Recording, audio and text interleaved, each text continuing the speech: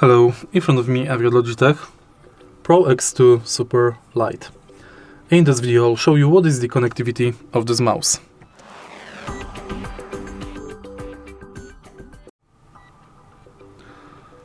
Logitech PRO X Superlight supports wireless connection via 2.4G adapter,